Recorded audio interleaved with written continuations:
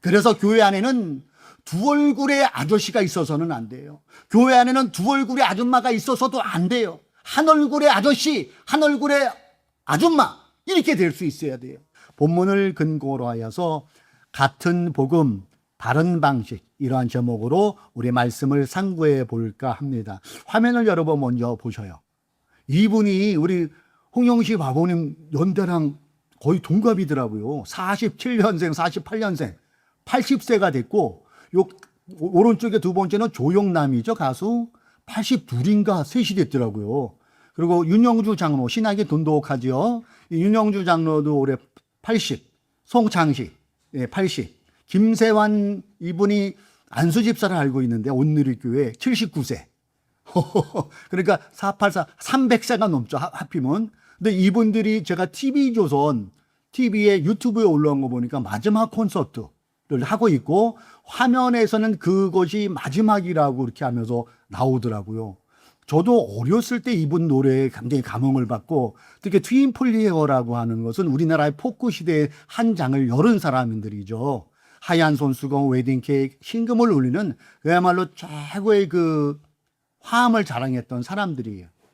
그런데 여러분, 이 소위 세시봉이라는 이분들은 개성들이 다 달라요. 송창식 이분은 낮에는 자고 밤에 일을 하더라고요.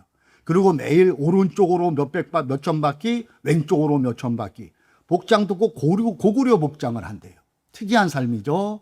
또 가수 윤영주는 독실한 신앙인이고, 이에 육천영이 우리가 잘 아는 서시를 쓴 시 윤동주, 후쿠오카 형무소에서 27년의 짧은 셈을 맞으는 민족 시인이라고 일컬어져 있지요. 또 가수 조영남은 기이한 행동을 많이 해서 화투 그림을 많이 그리다가 그게 본의 아니게 사고가 터져서 무혐의를 받았지만 어려움을 당한 그런 삶. 또 가수 김세환은 솜사탕 같은 달콤함으로 많은 소녀 팬을 거느렸었고요. 지금은 이 자전거를 많이 타서 청년 체력, 30대 체력을 유지하고 있다고 합니다. 제가 이 말씀을 왜 드리냐면요, 각자의 삶은 다 달라요. 개성도 달라요. 그런데 이들의 목소리가 내면은 아름다운 화음으로 지금도 우리 시니어들 뿐만 아니라 청년들에게도 혹하는 그런 아름다운 멜로디를 내고 있다는 거예요. 만약에 이분들이 내 방식대로 해, 내 목소리가 맞아, 이렇게 주장했다면은 60년의 세월은커녕 단 몇 년도 못 넘겨서 해체가 됐겠죠. 그러나 60여 년 가까이 오랜 생활 이렇게 했던 이유는 다름을 존중해 줬다는 거예요. 그들의 개성을 존중해 주고 그들의 그 주장을 한 것이 아니라 서로 들어주고 화합을 함으로 60년의 세월을 이렇게 지내고 있었다는 것을 말씀드리고 싶어요. 이처럼 교회도, 우리의 신앙도 이렇다는 거예요. 교회와 신앙생활이 건강하다는 것은 모든 사람이 똑같다는 그런 뜻은 아닙니다. 한 주님 안에서, 한 하나님 안에서 서로 다른 사람들이 함께 어울려 나아가는 것이 교회 공동체의 모습이고 건강한 신앙인의 모습이라는 것이죠. 그리고 오늘 우리가 함께 읽은 요한복음 21장에는 이러한 부분을 말씀해 주고 있어요. 오늘 본문에서 베드로와 요한이 등장하고요. 요한은 오늘 요한복음을 쓴 저자라고 마지막 절에 본인을 소개하기도 있기도 해요. 이때 부활하신 예수님을 만나서 베드로가 갈릴리 호수를 걸으면서 이런 질문을 합니다. 21절에 보면 이렇게 나오죠. 주님, 이 사람은 어떻게 되겠사옵니까? 여기서 말하는 이 사람은 자신의 동료인 요한을 말하는 거예요. 그때 예수님이 이렇게 답변을 하십니다. 내가 무슨 상관이냐? 너는 나를 따르라. 한마디로 남 참견하지 말고 나에게 집중해. 이런 말씀일 거예요. 우리가 알다시피 베드로, 요한은 12제자 중에 주님의 수제자 중에 수제자죠. 둘 다 주님을 사랑했어요. 둘 다 복음을 위해 살았습니다. 그런데 똑같은 제자임에도 불구하고 삶의 방식이 많이 달라요. 일단 성격부터 다릅니다. 베드로는 다혈질이었어요. 그리고 뜨겁습니다. 성격이 급해요. 당장 말부터 먼저 나가는 사람이. 그 가운데 하나님은 그의 기질대로 쓰셨다는 것이죠. 반면 오늘 본문을 쓴 저자 요한은 어떻습니까? 침착한 성격이에요. 깊이 생각하는 성격입니다. 약간 소심하기도 해요. 남 앞에 나서는 것을 그렇게 즐겨하지 않는 성품이었던 것 같아요. 이런 베드로는 베드로의 기질대로 하나님께서 쓰시고요. 소심한 것 같은 침착하가 같은 요한은 요한대로 하나님은 쓰셨다는 거예요. 둘 다 주님의 제자였다는 것, 하나님을 믿는다는 것, 이것은 같았지만은 사역의 방식은 달랐다는 것이죠. 즉 같은 복음, 다른 방식으로 이들이 살아갔음을 우리는 보게 됩니다. 더 나아가 예수님의 12 제자도 그래요. 베드로와 요한을 비롯한 도마, 바돌로메 이런 제자들의 삶을 봐도 마찬가지더라고요. 복음은 하나이지만은 각자의 사역 자리는 다 달랐어요. 그들이 만나는 사람들도 달랐고 그들이 복음을 전하는 곳도 달랐어요. 어떤 사람은 인도에 가서 복음을 전하다가 순교한 사람도 있는 반면에 어느 사람은 스페인티까지 가서 순교를 당한 사람도 있고 어느 사람은 다른 지역에 가서 복음을 전하는 그런 여러 가지 방식이 달랐지만은 똑같은 것은 복음 안에 하나였다는 것이죠. 그렇습니다. 주님의 제자들은 다름 속에서 하나를 지향하고 있었다는 것입니다. 그리고 다름 속에서 하나를 로마서 12장 4절은 이렇게 증거하고 있어요. 로마서 12장 4절 제가 읽어봅니다.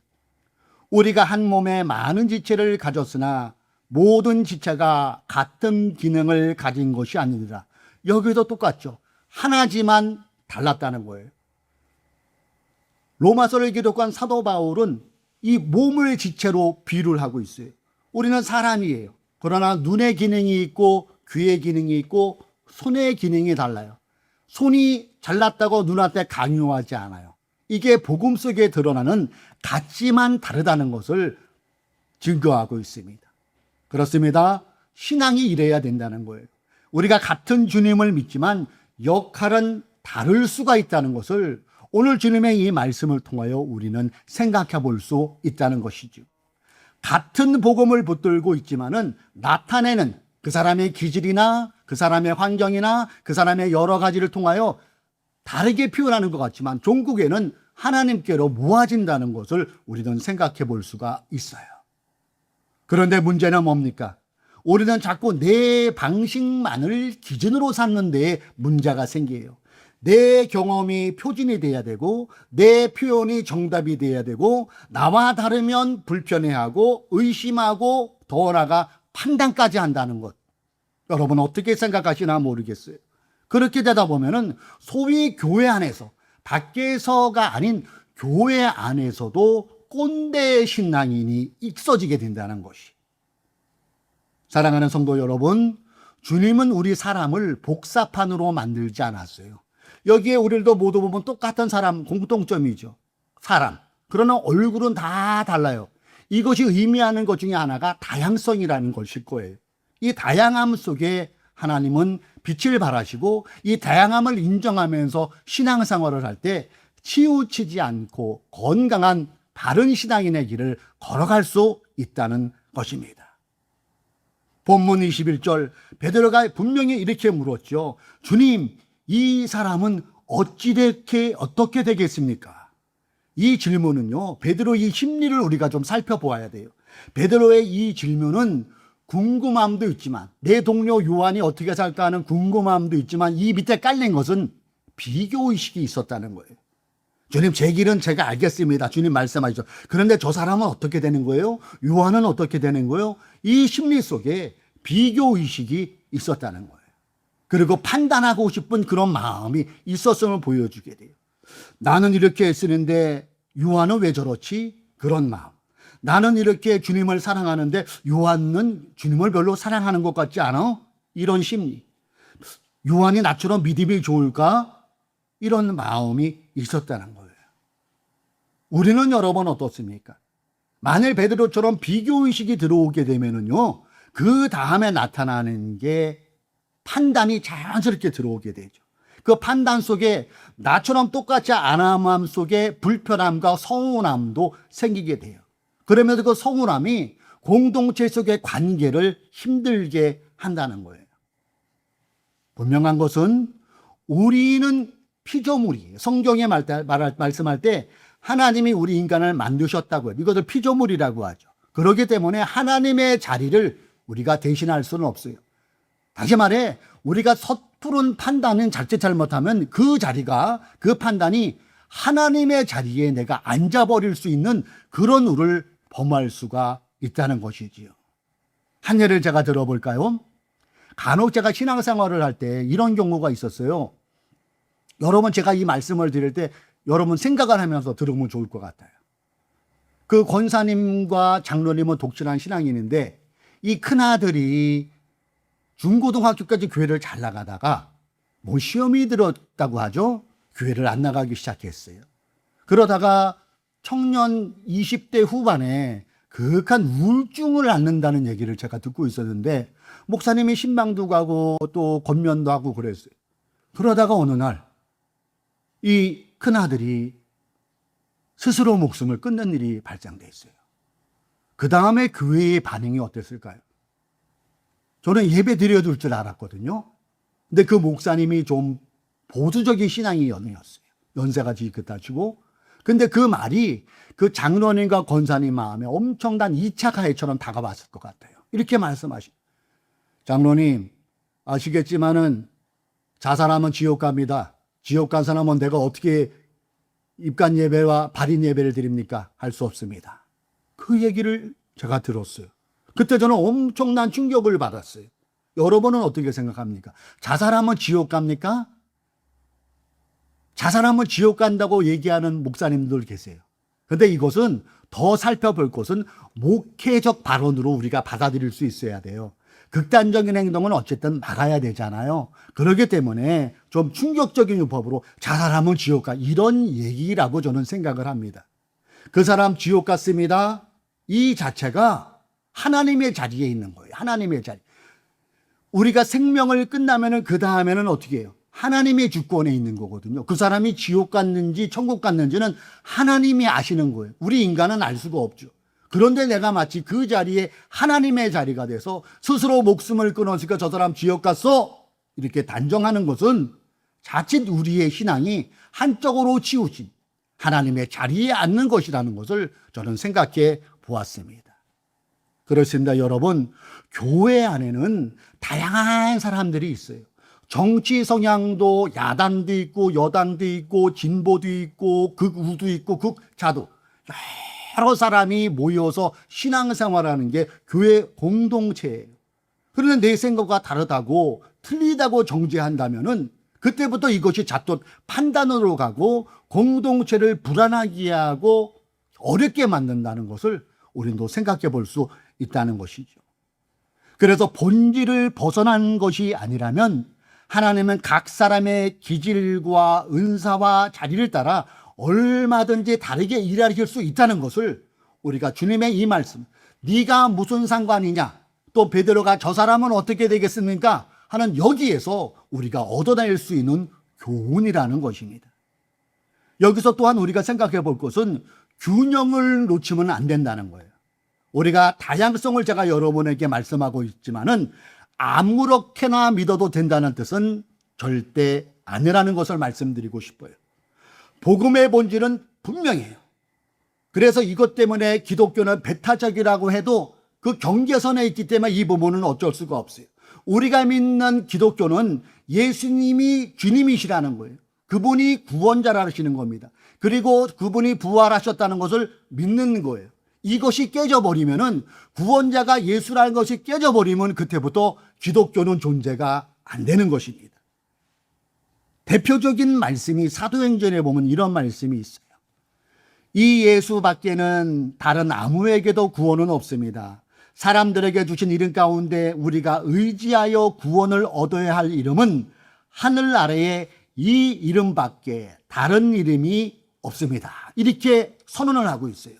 여기에서 우리가 눈여겨볼 것은 예수밖에예요. 이 예수라는 이름은 안상홍이 들어가고 이만희가 들어가고 문선명이 들어가면 그때는 이단이 되는 거예요. 이 부분은 경계선이에요. 그래도 괜찮다면 그다음부터 기독교가 형성이 안 된다는 거예요. 그래서 사람들은 기독교를 배타적이라고 얘기해요. 근데 이 부분은 타협할 수 없는 부분이에요. 그러면 이 타협할 수 없는 부분을 우리가 어떻게 만회할 수 있을까요? 우리의 섬김, 우리의 희생, 우리의 사랑 실천. 그래서 그 손가락질하고 비판하는 사람들이 저 정도로 예수가 구원자면 저 정도로 사는구나, 관심을 가질 수 있게끔 만들어주는 게 우리의 행동이 필요하다는 것이죠. 복음을 드러내는 모양은 사람마다 다를 수 있어요. 누군가는 기도로 드러냅니다. 누군가는 섬김으로 복음을 드러내요. 누군가는 직장에서의 정직함, 성실함으로 하나님의 살아계심을 나타내는 사람들도 있어요. 또 어떤 분은 가정에서 그 분란 속에서도 술 마시고 또 힘들게 하는, 자녀를 힘들게 하지만 그 속에서 인내하며 눈물로 남편을 위해 기도하는 그 모습으로 어느 분은 하나님을 드러내는 경우도 있어요. 또 어떤 분은 그 삶 속에서 여러 가지 사업에서 망하지만은 오직 믿음으로 나가려고 정직하게 행하는 그런 속에서 저 사람 저래도 예수 믿을까 함 속에서도 끝까지 하나님을 붙잡는 그 모습 속에서 감동을 주며 하나님의 살아계심을 드러내는 사람들도 있더라고요. 이처럼 예수님도 보시면요, 사람마다 다르게 만나주시면서 그 사람을 대했더라고요. 우리가 지금 요한복음을 21장까지 살펴보았잖아요. 쭉 1장부터 여러분 상고해 보세요. 예수님이 많은 사람을 만났잖아요. 니고데모를 만났을 때도 그 사람 대하는 방식이 사마리아 여인 만날 때랑 똑같지는 않았어요. 다 다르게 그 사람 스타일에 맞게끔 예수님이 만나주셨더라고요. 또 오늘 본문에 나온 베드로를 다루는 방식이나 요한을 대하는 방식도 다 달라요. 이처럼 복음은 하나이지만은 표현은 여러 가지가 될 수 있다는 것, 그리고 우리가 절대 타협하지 않을 것은 오직 예수, 이것이 복음이라는 것을 우리가 마음에 새겼으면 좋겠습니다. 그래서 같은 하나님을 믿는다고 해서 모든 사람이 똑같은 톤으로, 똑같은 말투로, 똑같은 방식으로만 복음을 전해야 되는 것은 아닙니다. 오히려 하나님은 사람마다 다른 삶의 자리에서 복음을 드러내게 하고 계시다는 것이죠. 그래서 복음은 말로도 증거되지만은 이와 더불어 더 중요한 것은 삶으로 증거되어야 된다는 것이에요. 삶으로. 그래서 예수님께서 이 부분을 마태복음 5장 16절에서 이렇게 말씀하셨더라고요. 오늘은 성경 구절이 좀 많습니다. 양해 바라요. 이같이 너희 빛이 사람 앞에 비치게 하여 그들로 너희 착한 행실을 보고 하늘에 계신 너희 아버지께 영광을 돌리게 하라. 여러분은 예수님의 이 말씀 중에 어떤 것이 눈에 들어옵니까?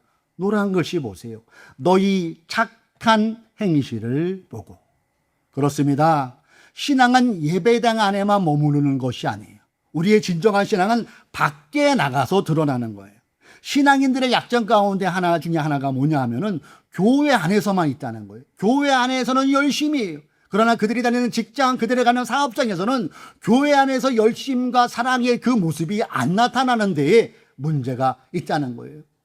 교회에서 예배 드릴 때 아멘도 잘해요. 기도도 뜨겁게 합니다. 봉사도 열심히 해요. 그런데 사회에 나가서는 그 뜨거운 봉사에 대한 배려가 없고 나만 찾는 그런 모습 속에서 아유, 교회 다니는 사람이 왜 저 모양이야? 이런 욕을 들어서야 되겠습니까?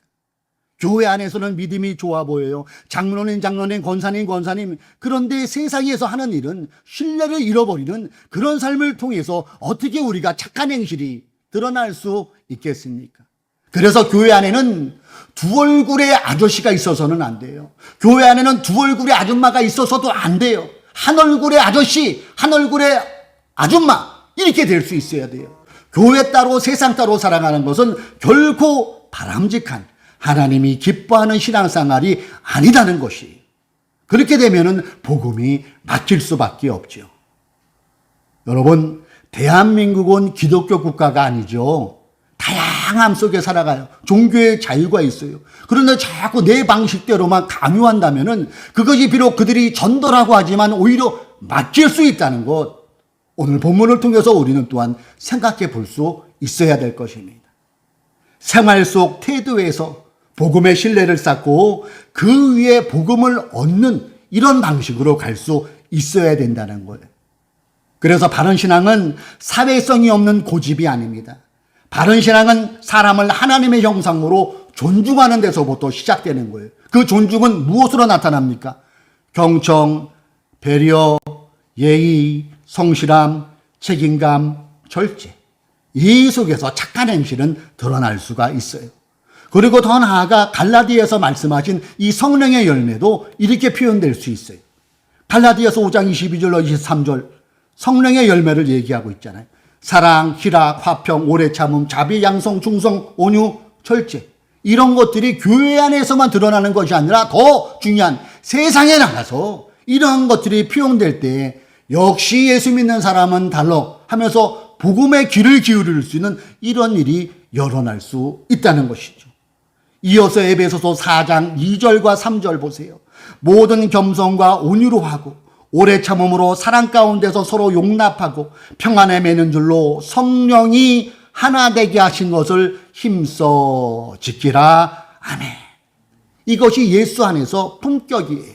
이것이 공동체를 살리는 것이고요. 이것이 세상 속에서 복음의 힘으로 나타나는 거예요. 말로서는 한계가 있습니다. 말로서는 한계가 있어요. 우리의 삶이 이렇게 살아갈 수 있도록 늘 성령님께 도우심을 구하면서 나아갈 때에 비로소 복음이 전해질 수 있다는 것이지요. 서두에 말씀드린 세시봉, 이들은 목소리가 다 달라요. 그러나 그들의 삶 가운데 목소리가 다르지만 어우러졌듯이 우리의 신앙이 이렇게 돼야 된다는 거예요. 모두를 똑같이 만들려고 하면 화음이 아니라 단조로움에 그칩니다. 그러나 한 분이 예수님 안에서 서로의 다름을 품어주는 그 공동체가 위력을 발휘할 수 있으며 그 속에서 예수님의 이름이 빛날 수가 있다는 것이죠. 주님은 오늘 우리에게 저 사람은 왜 저렇습니까? 그 질문을 붙들지 말라고 말씀하는 거예요. 더 나아가 너는 나를 따르라. 이 말씀을 붙잡으라는 거예요. 그리고 주님이 걸어가진 그 한 방향으로 기질은 다르지만 형편은 다르지만 그 방향을 따라 우리가 쭉 나아갈 때 비로소 하나님의 영광이 드러나는 것이고 다름을 존중함을 통하여 하나님의 그 이름이 더욱더 빛난다는 것을 본문은 우리에게 말씀해 주고 있다는 것이죠. 요한복음 13장 35절에서 이렇게 말씀하셨어요. 너희가 서로 사랑하면 이로써 모든 사람이 너희가 내 제자인 줄 알리라. 그렇습니다. 결국 사람들은 우리의 큰 소리보다 우리의 행동을 먼저 보게 됩니다. 우리의 주장보다 우리의 품격을 먼저 봅니다. 우리의 논리보다 우리의 사랑 실천을 먼저 봅니다. 그러므로 우리는 본문을 통하여 결단할 수 있어야 돼요. 획일성을 강요하는 신앙이 아닌 복음 안에서 다름을 품는 신앙인으로 살아가겠다는 이 결단을 하시기 바랍니다.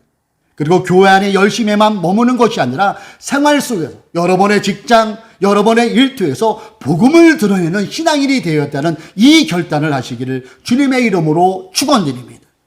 그럴 때 교회는 세상이 흉내낼 수 없는 아름다운 공동체의 모습을 보여줄 수 있을 것입니다. 그리고 우리의 삶은 말보다 더 강한 복음의 증언자로 살아갈 수 있을 것입니다. 간절히 바라기는 저와 여러분이 우리 하늘에서 푸른 교회 모든 성도님들이 또 인터넷으로 유튜브로 예배드리는 여러분들이 이렇게 성숙된 신앙인, 그런 품격 있는 제자, 그런 생활 속의 복음 전도자로 살아계시기를 주님의 이름으로 축원드립니다. 그래서 오늘 설교 제목을 이렇게 정해본 거예요. 같은 복음, 다른 방식. 기도하겠습니다.